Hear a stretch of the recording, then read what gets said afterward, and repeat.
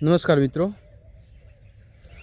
આમ તો વિડીયો નહોતો બનાવો, પણ અત્યારે 2 દિવસથી જે સ્થાનિક સ્વરાજ્યની ચૂંટણી ચાલી રહી છે એને લઈને 2 મુદ્દાઓ જે ખરેખર આ ચૂંટણીમાં ના હોવા જોઈએ, સ્થાન હોવું જ ના જોઈએ, નોર્મલી મુદ્દાઓ છે, એને અત્યારે ધાનેરા રાજકારણમાં પૂરો ગરમાવો લાવી દીધો છે। એ બહુ હાઇલાઇટ મુદ્દા બનાવી દેવામાં આવ્યા છે।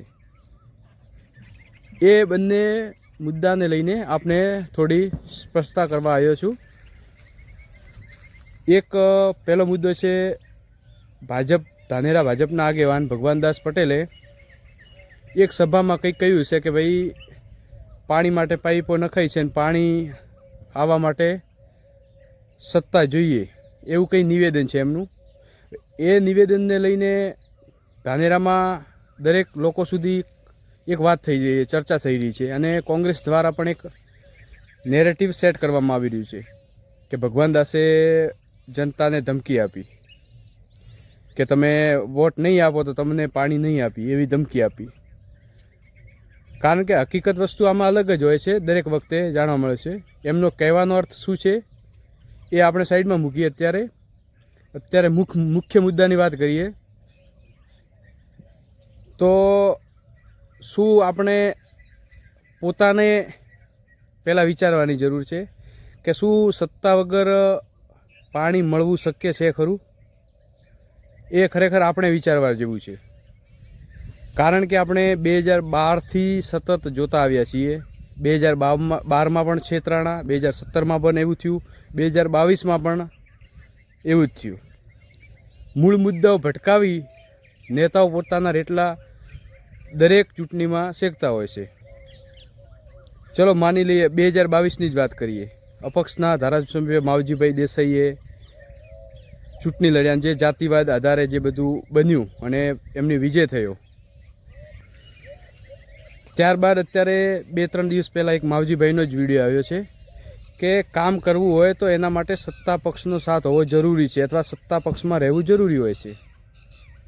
એમને પણ હવે 3 વર્ષ ઉપર થવા આવ્યા, 4 વર્ષ થઈ ગયા છે। હવે એમને પણ એ સમજાઈ ગયું છે કે ઉપર કામ કરવા માટે સત્તા હોવી જરૂરી છે, તો તેઓ પણ હાલ ભાજપનો પ્રચાર કરી રહ્યા છે। અને બીજી વસ્તુ, આ જે કોંગ્રેસ દ્વારા નેરેટિવ સેટ કરવામાં આવી રહ્યું છે એને લઈને એક આપને ઉદાહરણ આપું। આપણે સરદાર સરોવર ડેમ છે, જ્યાં સુધી કેન્દ્રમાં કોંગ્રેસની સરકાર હતી તો એમને જે ઊંચાઈ વધારવાની હતી એની સત્તા આપણે નહોતી મળી, વધારવાની પરમિશન કોંગ્રેસ સરકારે આપી જ નહોતી। એટલે ક્યાંક ને ક્યાંક જ્યાં સત્તા હોય છે એ લોકો નીચે કામ નથી થવા દેતા, અથવા તો ફરક પડે જ છે, એ આપણે બધાએ સમજવું પડશે। તો હવે ભાજપના આગેવાને જે નિવેદન આપ્યું તો એમને તમારા ભલા માટે જે હોય, શેના માટે આપ્યું એ આપણે વિચારવાની જરૂર છે। તેઓ તો હાલ ચૂંટણી મુદ્દામાં એમ પોતાને તો ચૂંટણી લડી નથી રહ્યા, હું એમનો પક્ષ નથી લીધો, પણ આ જનતા જે દર વખતે મુદ્દાઓ ભટકાવવામાં આવી રહ્યા છે એની આપણે જણાવવા કે આ લોકો બસ છેલ્લે આવી જ રીતના ખોટા નેરેટિવે ઊભા કરી દે છે।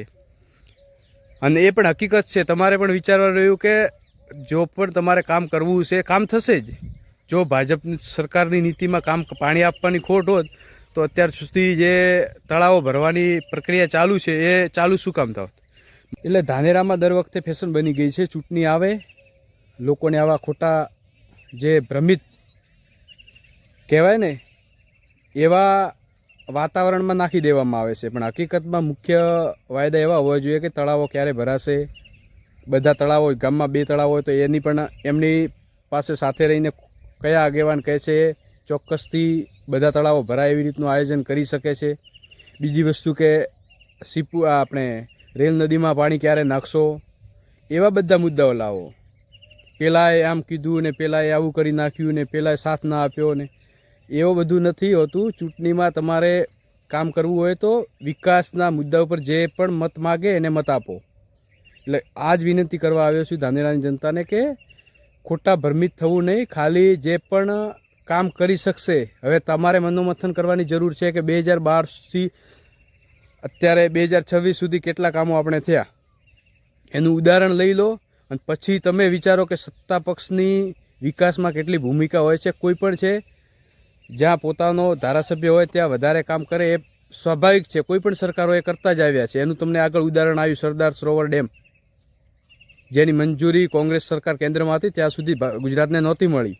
કેન્દ્રમાં 2014માં સત્તા આવી એવી જ રીતે તાત્કાલિક મંજૂરી મળી ગઈ. એટલે કોઈ પણ સરકાર પોતાનું ક્યાં ફાયદો છે ફાયદો તો જોવાની જ ભાઈ.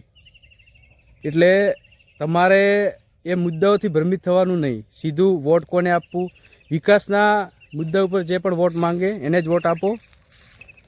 ખોટા મુદ્દાઓમાં આવો જ નહીં. નેતાઓ બધા પોતપોતાની રીતે રોટલાઓ શેકશે, પણ આપણને હવે એ સમજવાની જરૂર છે કે આપણને ક્યારે ફાયદો થશે, કઈ જગ્યાએ કયો નેતા કામ કરી શકશે. ભલે કોઈ પણ પાર્ટીનો હોય, પણ મજબૂત નેતા જે વિકાસના નામે મત માંગે છે એને જ મત આપો.